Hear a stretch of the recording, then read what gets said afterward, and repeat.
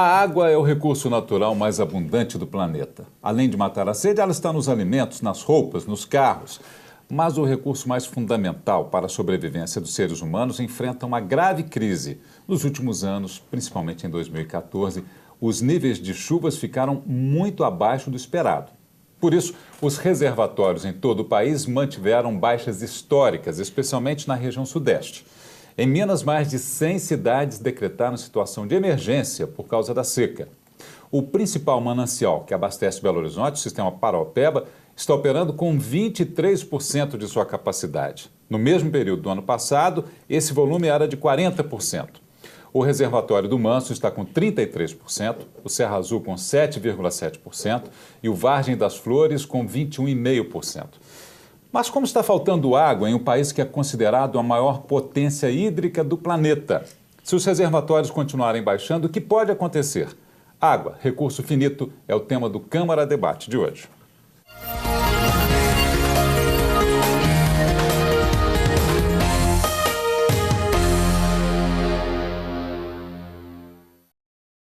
E para conversarmos sobre esse assunto, nós convidamos a diretora do IGAM, o Instituto de Gestão das Águas de Minas Gerais, Maria de Fátima Chagas. O ambientalista do Instituto ROA e membro do Conselho Consultivo da Associação Mineira de Defesa do Ambiente, ANDA, Eduardo Tavares. O professor do Departamento de Engenharia Hidráulica e Recursos Hídricos da UFMG, Luiz Rafael Palmier. E o vereador Juliano Lopes. Gente, obrigado pela gentileza de estarem aqui com a gente nessa discussão. E antes de começarmos o debate, vamos a uma matéria sobre o uso racional da água. Há pouco tempo, alguns hábitos mudaram na casa de Marli. O medo do racionamento de água na cidade levou a aposentada a fazer economia. Uma delas é com a máquina de lavar roupa. A água que antes era jogada no esgoto, agora fica reservada neste cesto. Quando precisa lavar o terreiro, é essa que ela usa. A minha secretária falou, vamos economizar água, vamos passar a lavar tudo com a roupa da máquina. E isso gerou uma economia bem grande para mim. Marli também passou a varrer mais o quintal. A diferença já veio na conta de água. Por enquanto, só um mês, né? Que eu vi já uns 40, 50 reais mais ou menos de economia. Além de reutilizar a água da máquina de lavar roupa e varrer o terreiro, como a Marli, é possível fazer outras economias. O agente sanitário da Copasa, Givanildo, vai dar outros exemplos. Antes de abrir a torneira, quando for lavar a louça, acumula uma quantidade interessante, tira o excesso de óleo, ensaboa o máximo de vasilhas possível, antes tirando o excesso de restos de comida.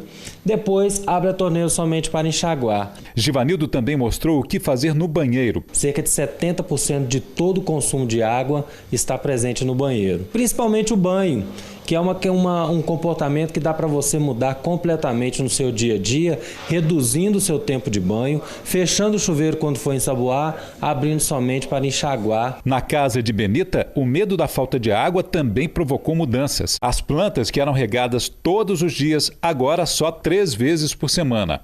A dona de casa não quer nem pensar em ficar sem água. Eu sou dependente de água, eu sou um ser aquático. Pode ficar sem luz na casa, não tem problema, mas ficar sem água não dá. E o medo de dona Benita pode virar realidade. Muitas pessoas continuam lavando calçadas.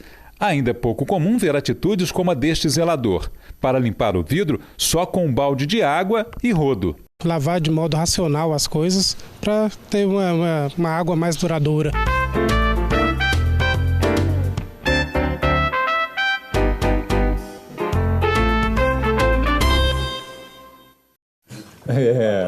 Tem que ser assim, né, Eduardo? Tem que fazer, tem que ter esse tipo de atitude. Ô, gente, mas para começar o programa, começar aqui com a Fátima. Fátima, no início, na abertura, eu falei sobre os índices. Do ano passado para cá, pioraram muito os índices? Os índices pluviométricos, sim. Houve uma redução das chuvas nesse período. E uma coisa que é importante destacar, que a questão da escassez hídrica, ela está associada à questão das chuvas, mas também à questão do uso.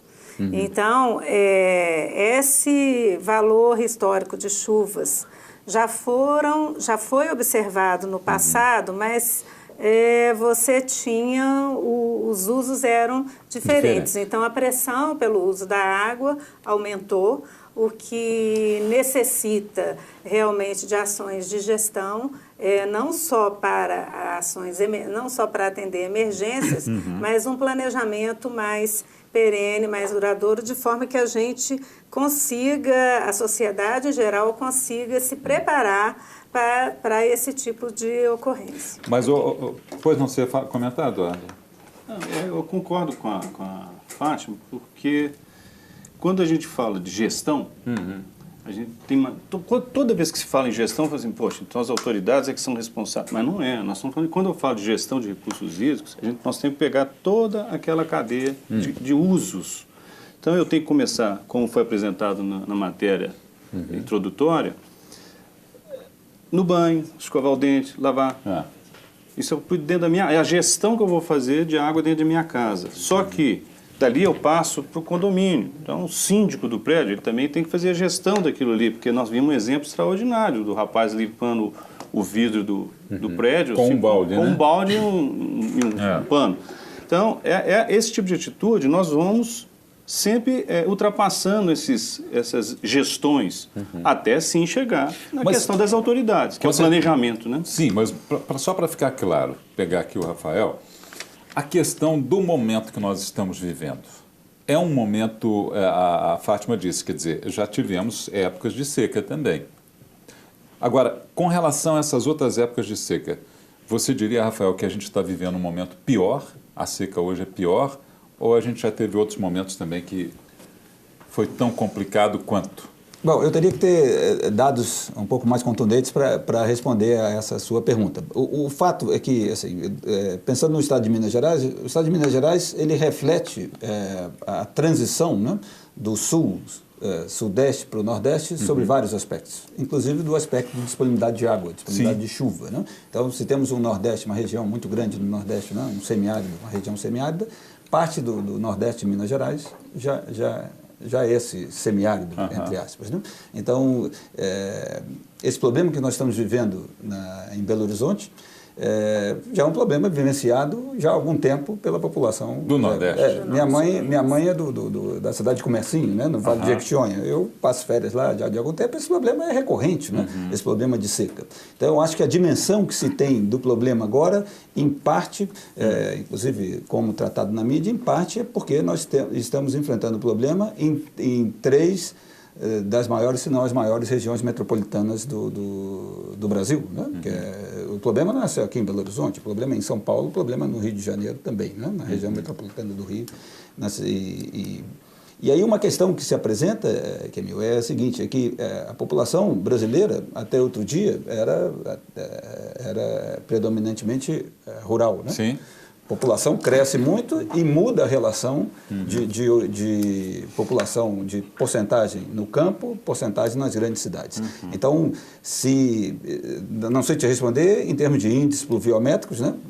Mas deve ser dos piores, né? Essa sequência de estações chuvosas com chuvas abaixo da média. Mas talvez seja o período que a demanda, né, é a maior para uma estação, para sequência de estações chuvosas com chuva abaixo da média. Eu vou voltar nesse ponto depois. Primeiro eu quero ouvir o vereador Juliano a respeito desses hábitos, né, vereador? O professor falou o seguinte, esse período é um período importante de seca, talvez não seja o maior, mas é um período importante. Agora, o consumo também vem crescendo muito. Isso, por exemplo, no Brasil teve uma ascensão muito grande de classes, né? De classe DE para C, da classe C para B, etc. Isso demanda um consumo de água. E também vem a questão do saber usar a água. Eu, por exemplo, vou dar um exemplo que aconteceu essa semana lá em casa. Eu tive até numa rede de supermercado enorme comprando uma piscina de 6 mil litros. Eu moro num apartamento e eu tenho uma menina de 6 anos e uma de 13 e o calor está insuportável. Tem muita gente comprando piscina, né? Muita gente. Aliás, tem falta. E tem falta. Eu comprei numa rede de supermercado grande aí, que encomendei e chegou. E aí a primeira preocupação da minha esposa foi o seguinte, nós precisamos comprar não só a piscina, nós precisamos comprar o filtro, nós precisamos comprar a capa para tampar a piscina. E por que é que nós vamos trocar essa água sempre? Então, Eu vou te dar um exemplo lá em casa. Tem que tratar a água, aí comprou lá o cloro, comprou equipamento para ser tratado. E no passado ninguém tinha essa preocupação. Por quê? A gente tem uma média de consumo no nosso apartamento, no prédio, e que com certeza irá aumentar com essa primeira piscina, mas irá manter através do tratamento. Mas será que toda a comunidade tem essa consciência de, no caso, de comprar, somente porque a piscina em si ela é muito barata, mas o mais caro é o filtro, é o tratamento. Claro. Então, assim, a população, e a gente fala em modo geral, Belo Horizonte hoje com quase 3 milhões de habitantes, né, 2 milhões e 300 de eleitores, precisa realmente ter uma consciência em relação a isso. O exemplo do lavador, esse exemplo da piscina, da pessoa lavando o passeio, porque nós sabemos da vassoura hidráulica, né? Tudo, tem vários fatores. Eu vi hoje na internet também, já vim aqui para o programa, estava pesquisando alguma coisa, inventaram uma garrafa PET, não sei se vocês viram, para colocar naquelas descargas, para não deixar chegar ao máximo. Aí o condomínio todo economizou quase 22 mil litros de água. Quer dizer, a população também está tendo a consciência. Agora tem que ser todos, não adianta só o da esquerda, o da direita, toda a população ter a consciência do consumo de água mesmo. Agora, Eduardo, você estava falando, vamos lá, gestão, né? Quer dizer, o professor Rafael ponderou o seguinte, bom, é uma crise importante, uma das mais importantes que nós vivemos, em termos de baixa de chuva. Agora, a gestão, como que é a gestão? Bom, eu vou ser um pouco repetitivo nas falas que eu sempre coloco. Pois não. Nós não temos uma cultura de planejamento no país, infelizmente. E isso vai desde a sua idade mais tenra até aquelas mais idosas. O que ocorre com isso? As questões, por exemplo, de mudança climática, sem entrar naquela crítica de sensacionalismo em nada, ela é um fato. É um fato natural, é um ciclo da natureza, isso ocorre, mas também é um fato de que as alterações provocadas pela ação do homem, ela também é verdadeira. Quantificar isso é que talvez seja o maior problema, porque aí vai ter as disparidades de opiniões. Agora, que isso está acontecendo, nós sabemos que está. Que os fenômenos naturais ocorrem com maior impacto sobre nós, com certeza, isso está ocorrendo. Só para ilustrar, Eduardo, você por exemplo, a questão do aquecimento. Isso. Né, que o planeta Terra tem temperaturas hoje maiores do que tinha há alguns anos, né, ou há dezenas, há centenas de anos. Isso é um ponto que influencia e continua aumentando, né? Pois é, mas aí que eu acho que tem uma discussão que não é minha, é uma discussão dos especialistas. Claro. Mas, enfim, igual eu te falei, existe o ciclo natural dessas mudanças climáticas, dessas temperaturas. Sim. Épocas elas estão mais baixas, épocas estão mais quentes. Tá. Onde o homem entrou aí? Bom, dizem que foi no início da Revolução Industrial, que com o processo de industrialização houve uma emissão maior de gases que ao longo da história nós fomos conhecendo esses gases e fomos até substituindo para evitar exatamente igual, por exemplo, a camada de ozônio, os FCs de ar-condicionado, geladeira e tal, que são mais conhecidos das pessoas. Essa ação do homem, quanto que ela aumentou a temperatura, há discussões sobre isso. Porque existe uma classe de pesquisadores cientistas que dizem que a média histórica do mundo não alterou tanto igual eles estão... Agora, já tem gente que diz que é 0,7 graus Celsius, né, na verdade. Não chega a 1 grau. Não chega a 1 grau, mas aumentou. Isso aí... Mas gente, perdão, mas isso é muito, viu, Ken? Mas essa percepção que a gente tem, por exemplo, Belo Horizonte, com médias de temperatura que a gente nunca teve... Chegou a quanto esses dias? 37, Alguém me ajuda aí? Isso aí, 37 graus. Mas se você pegar pontualmente, se você for pegar pontualmente, por exemplo, Belo Horizonte, nosso vereador aqui deve conhecer bastante bem as nossas regionais. Sem dúvida. Né? São 9. O que acontece? Nós estamos acima da média, né? Uma média que é colocada pela Organização Mundial de Saúde de área verde por habitante. Sim. Então nós estamos bem acima da média. Mas vai lá na região leste. Lá nós estamos muito abaixo da média. Poucas praças. Não, muito abaixo Aliás, da não média. tem, né? Aí você vai na Centro-Sul, Você tem os maiores parques de Belo Horizonte na Centro-Sul. Aí a zona a Centro-Sul vai estar numa média muito acima. Mas eu quero insistir, Eduardo, nessa questão da temperatura É isso hoje que eu em tô Belo chegando Horizonte. lá. É onde eu estou chegando lá. Por quê? Porque nós nos tornamos uma ilha de calor. Sim. Nós só emanamos então, aquela qualidade... temperatura. E asfalto, asfalto. O que mais nos salvam aqui, por incrível que pareça, e a Fátima deve conhecer isso bem, não por essa gestão, mas pela anterior dela, é a Mata do Jambreiro. A Mata do Jambreiro ainda é um pouquinho de equilíbrio, de umidade da nossa temperatura. Aquele título dado à cidade de Belo Horizonte como cidade jardim já caiu muito tempo. Já acabou muito. Eu também imaginei. Fátima, pode comentar, fica à vontade. Não, a questão que o Eduardo e o professor Palmier comentaram, as questões, né, que eles comentaram,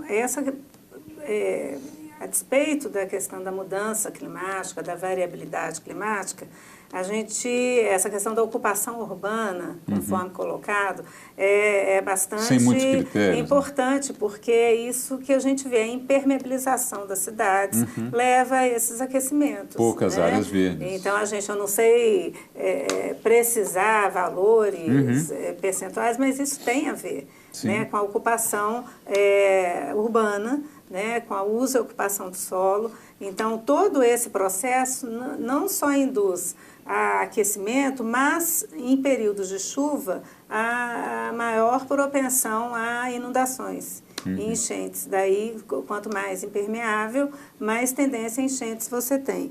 Então, falando na lógica de planejamento, né, é claro que você tem que ter ações emergenciais para enfrentar tanto crise hídrica quanto excesso.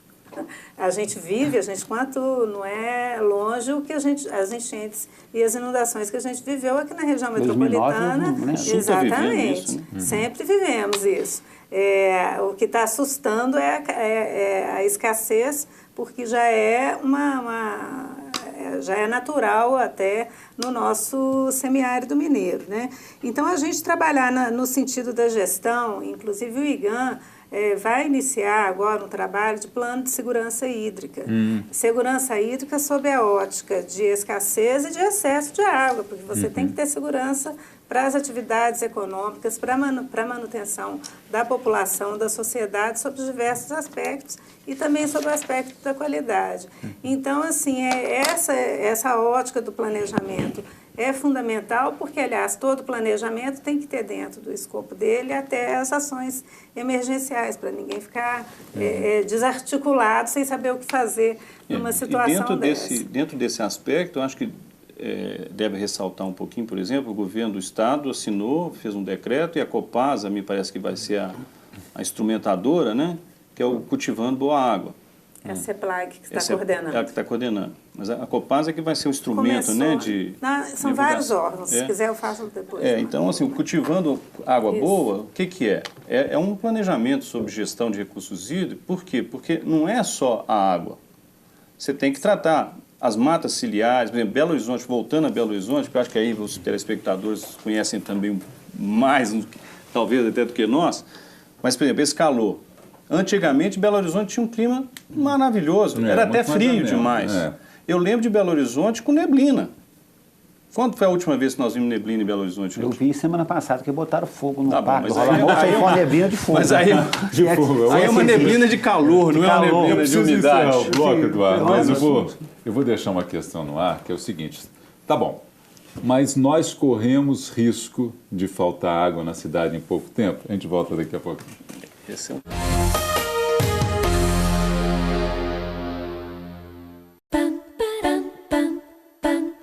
Existe uma voz capaz de mudar a realidade.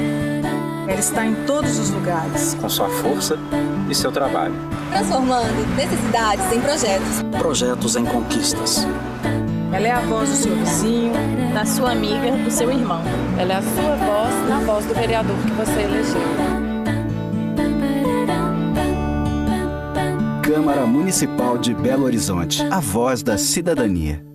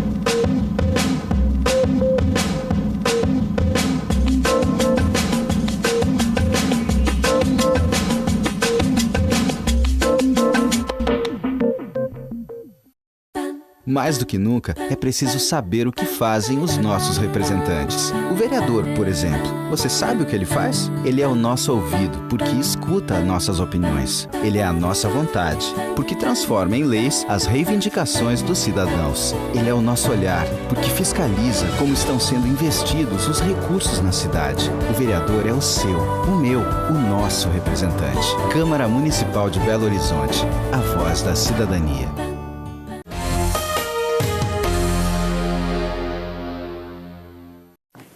Nós estamos de volta com o Câmara Debate. Hoje o assunto é água, recurso finito. Vamos ver agora uma matéria que mostra o reaproveitamento de água. A lei sobre o tema foi aprovada pela Câmara. Com o calor intenso e a grama seca, lá está o equipamento em frente ao condomínio fazendo o trabalho dele. Água que jorra à vontade e rega o jardim. Em tempo de racionamento de água e os reservatórios do estado em situação crítica, cena cada vez mais rara. E nessa nova ordem do dia, economizar e utilizar de forma consciente esse recurso tão precioso são ações essenciais no combate ao desperdício. E foi por isso que o proprietário desse lava-jato, no bairro Paquetá, região da Pampulha, decidiu dar a sua contribuição a partir da tecnologia. Criado em 2009, um sistema de reutilização de água. A economia é muito grande, entendeu? O processo de qualidade da água é muito grande e a eficiência do equipamento é fantástica. Pode ser reaproveitada na limpeza de novos carros, além de outras atividades, como a lavagem de banheiros do lugar. Na prática, uma economia de 70 mil litros de água por mês.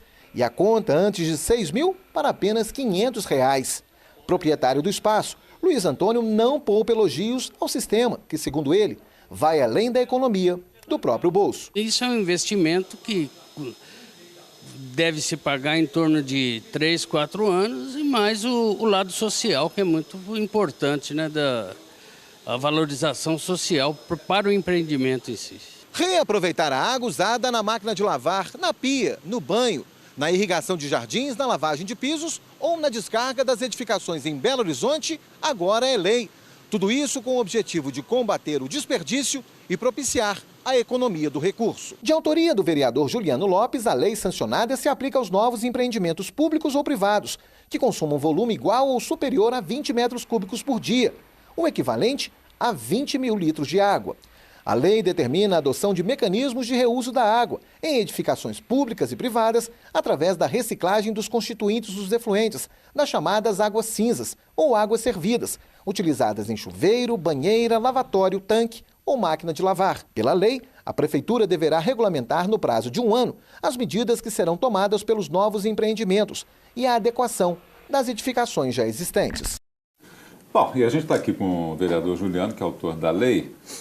Nós já explicamos ali na matéria, mas eu gostaria que o senhor falasse mais a respeito dessa lei. Ela foi aprovada em agosto, né? Sim, de 2015, agora um projeto nosso, da nossa autoria, que depois de muita luta aqui para aprovar esse projeto, o prefeito infelizmente acabou vetando e agradeceu aos vereadores que nós conseguimos derrubar esse veto aqui. É o método hidrossanitário, que é o tratamento das águas cinzas. Quem são as águas cinzas? A máquina de lavar roupa, na pia do banheiro, pia da cozinha. Essas águas são tratadas e voltam para o consumo de novo. Só para você ter ideia, com 4 meses já de implantação desse sistema, ele já está pago para toda a família, uma família com 4 pessoas. E esse projeto hidrossanitário existe em várias cidades já, mas nenhuma capital conseguiu aprovar ainda. E aqui em Belo Horizonte é pioneiro. Eu espero que a médio e longo prazo nós possamos complicado, também... vereador, para fazer implantação. Na verdade, a resistência maior foi em relação às construtoras, porque eles questionaram um aumento de uma obra de 5%. 5% de um apartamento que custa em torno de 500 mil, dá 25 mil reais. 5 mil. 25 mil reais. Para você dividir isso, na maioria dos apartamentos são vendidos em 180, 240 meses, e a pessoa não sente nem pagar. Agora, o benefício do consumo dele é fundamental. É a economia, ajudar o meio ambiente. E esse tratamento... reaproveita tudo, toda aquela água toda ali aquela da pia, água, da pia do banheiro, máquina de lavar roupa, pia do chuveiro, água do chuveiro e a pia da cozinha. 40%, 50% da conta de água, da água gasta num apartamento, são esses itens que eu falei. Chuveiro, então? Principalmente. Então, assim, nós não entendemos a resistência em relação a esse projeto, mas nós temos certeza que é um projeto que realmente... Se não, a água tratada nesse sistema. Aí esse sistema é tratado. Quando você apresentar um projeto na Prefeitura de construção do prédio, já tem que ter esse tratamento, de acordo com o número de habitantes, lógico, são somente em prédios, não residência. E aí essa água é tratada e ela volta de novo para esse mesmo consumo. Isso vale para construções a partir de quando? A partir de... as construtoras têm 1 ano para adaptar. Então, até agosto, se eles não entrarem com a ANDIM de 2006, nós esperamos ver esse novo sistema de tratamento de água em Belo Horizonte. Que vai ser obrigatório esse sistema para as construtoras de prédios. Como será obrigatório, por exemplo, uma construtora que apresenta um projeto para um prédio com 6 andares tem que ter elevador. Agora, todos os imóveis vão ter que ter o tratamento hidrossanitário. Esse método importante para tratamento da água, economia de bolsa e economia do meio ambiente. Importante, também. Né, Eduardo? Com certeza, e é engraçado porque no momento em que a gente vive, essa atitude, ou essa postura, né, das construtoras, ela é comum e é redundante, ela é repetitiva, porque, por exemplo, quando você pede para trocar o sistema de descarga, você colocar o vaso externo, aquela caixa né, que também economiza aquilo ali, a gente acha que é pouco, mas se você colocar em 1 milhão de casas em Belo Horizonte, você vai ver o consumo. Quando você pede para colocar, por exemplo, torneiras, você pode... Hoje você tem vários tipos de torneiras que fazem economia de água. Você tem fotocélula, você tem aquela de pressão que ela vai, um pistãozinho, ela vai retornando um pouco, mas controla. Tudo isso aí, se você fizer um somatório, é muito significativo. Agora, essa resistência é que eu não consigo entender. Mas talvez seja uma resistência inicial, né? Aí depois que a coisa pega... Aí... Pô, Jean, mas você já pensou se tudo na nossa vida quebrar que resistência tem que ser um projeto de lei? E esse projeto de lei nós demoramos aqui, eu protocolei em 2014, até virar lei demorou 1 ano e meio mais ou menos. E um outro projeto nosso também, que foi vetado ontem pelo prefeito, um artigo que cria incentivo nas políticas públicas aqui em relação ao consumo de água, também foi vetado ontem e nós vamos tentar derrubar esse veto também. Muito bem. Gente, no final do bloco anterior eu tinha deixado no ar uma questão, vamos começar com o professor aqui.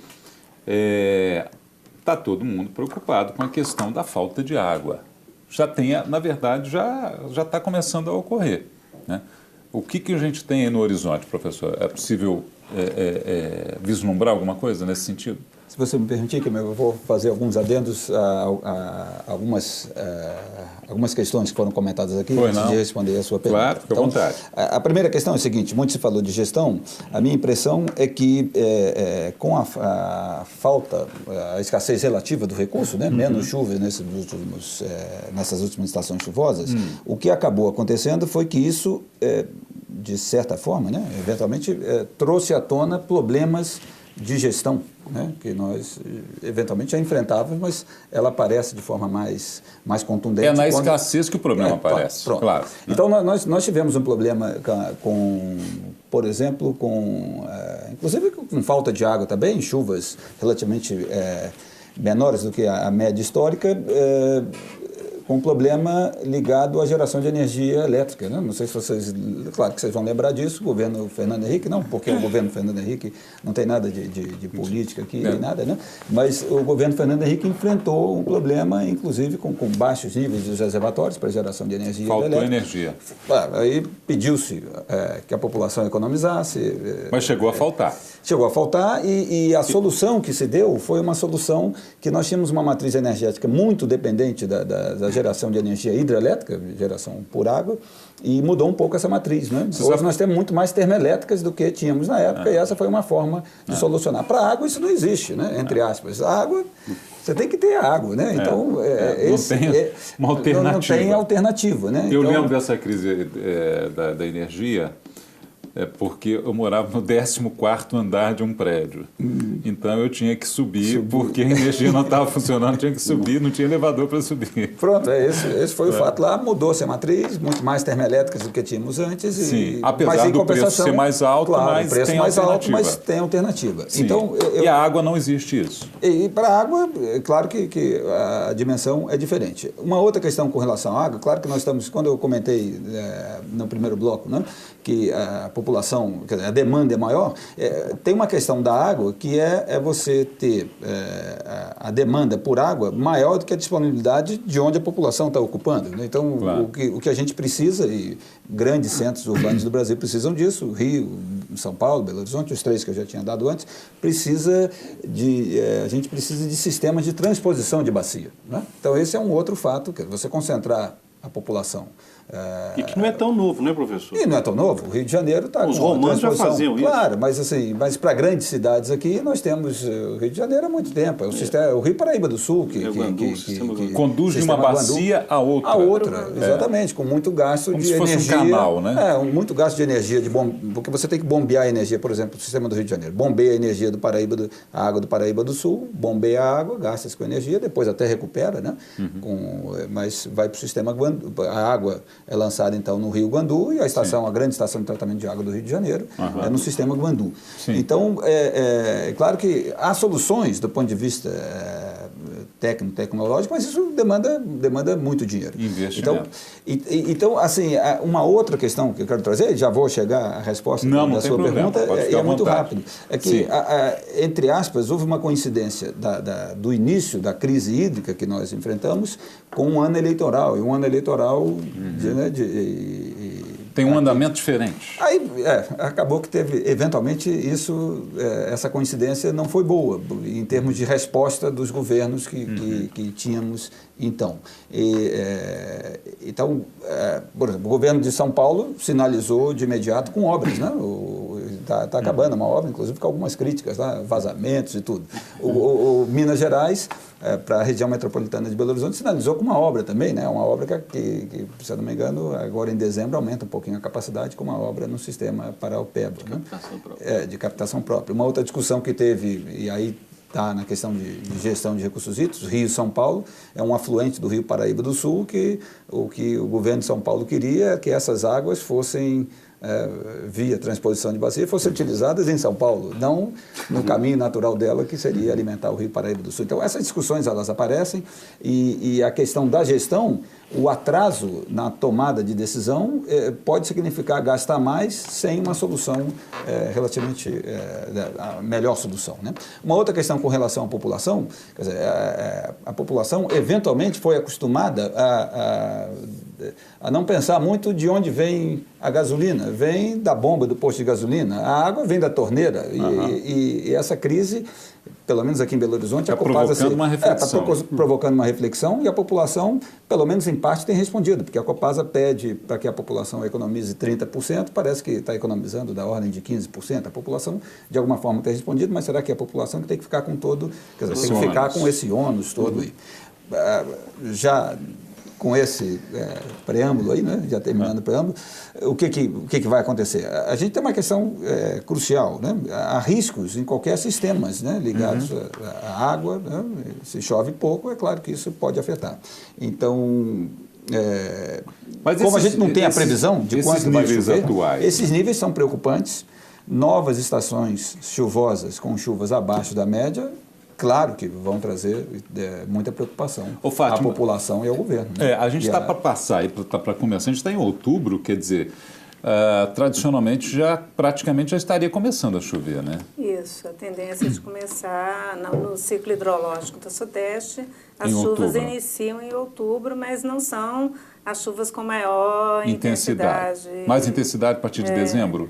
Geralmente, sim, no nosso de dezembro a março, mais concentrada de dezembro a março. E outubro e novembro, mais moderada, né? Kenny, eu me lembro da minha infância que minha avó falava que todo dia 2 de novembro chovia. Tem muito tempo, né? Que não está chovendo no finados. Muito tempo. Então, assim, o negócio está ficando fácil, feio. Olha, eu estava vendo um exemplo de Pará de Minas, você comentou sobre que está fazendo captações. O prefeito de Pará de Minas, Antônio Júlio, deu uma entrevista essa semana na Rádio Itatiaia falando em relação que agora a população pode ficar despreocupada e que eles estão captando a água, me parece que é no Paraopeba, eu não sei, não estou lembrando. Eles fizeram uma nova adução de água. Tudo bem, mas se a população não tiver consciência, a água do Paraopeba também vai secar, vai buscar água onde? Isso que eu ia brincar aqui, viu?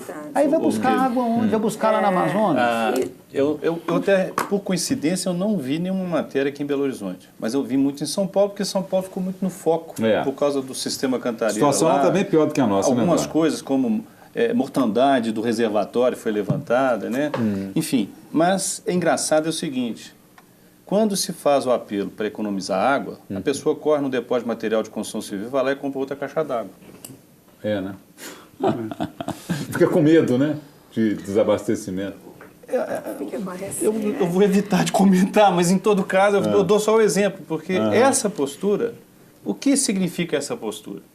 Está preocupado só com o professor falou, de onde vem a água? Abre a torneira. A pessoa nunca pensou o trabalhão que dá para captar essa água, para poder servi-la de forma... É verdade. Mas é complicado. Agora, Fátima, suas perspectivas, você que é do IGAN, a questão é a seguinte, foi colocada aqui essas alternativas, né? A engenharia apresenta várias alternativas, inclusive para a gestão que a gente chama da oferta. Tem alguma grande obra? Só se o Rafael ele comentou a obra da Copasa, que é a obra que está sendo feita.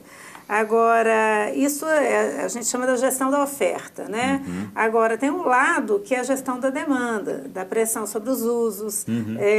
Então, a gente tem que tentar esse equilíbrio, porque também você oferta, mas não quer dizer que você pode gastar mais porque você aumentou a oferta. Então, por isso que essa é uma equação importante de ser selecionada, a gestão da oferta e a gestão da demanda. E aí é muito importante essas iniciativas de uso racional, de combate ao desperdício, de controle de perdas, né, que os diversos sistemas têm, vazamentos e tal, porque isso tudo você consegue reduzir, né, a questão do uso racional, que não passa só pelas instalações prediais, como já foi citado aqui, tem as tecnologias, novas tecnologias e inovações que as indústrias podem usar. Então, é uma coisa coletiva mesmo, da sociedade geral, e é claro que o governo tem essa linha, né, importante da gestão. O IGAN, por exemplo, nesse período de restrição, né, a gente instituiu no Conselho Estadual de Recursos Hídricos uma portaria, exatamente uma deliberação normativa do Conselho, para, no caso de quando determinado rio atinge um limite mínimo, a gente declara restrição de uso naquele trecho. E essa restrição de uso significa redução dos usos que estão autorizados. Das captações, né? Certo? Então, existe essa... nós hoje temos, nos 3 reservatórios que foram citados aqui, Manso, Serra Azul e Vargem das Flores, os usos a montante estão em restrição, e mais 4 áreas no estado, Santo Hipólito, no Rio das Velhas, Carmo do Cajuru, no Rio Pará, Vila Matias, que é uma estação no Rio Suaçuí, Bacia do Doce. Então, a gente tem Pega, no Araçuaí, na região do Jequitinhonha. Isso a gente acompanha com estações telemétricas, que a gente tem informações em tempo real, mas a gente precisa melhorar muito a nossa rede de observação para dar uma resposta melhor para a sociedade. Isso significa cada vez, sem um robusto sistema de informações, é muito difícil acompanhar e você ter uma perspectiva de mais longo prazo. Então, é importante a gente fortalecer nosso sistema por um lado, essas informações. Por outro lado, tem a questão do consumo das pessoas, do consumo racional da sociedade. E eu vou encerrar o programa citando uma foto que eu vi numa rede social, uma foto de uma floresta, ou pelo menos de muitas árvores, com o seguinte título: Fábrica de Fazer Chuva.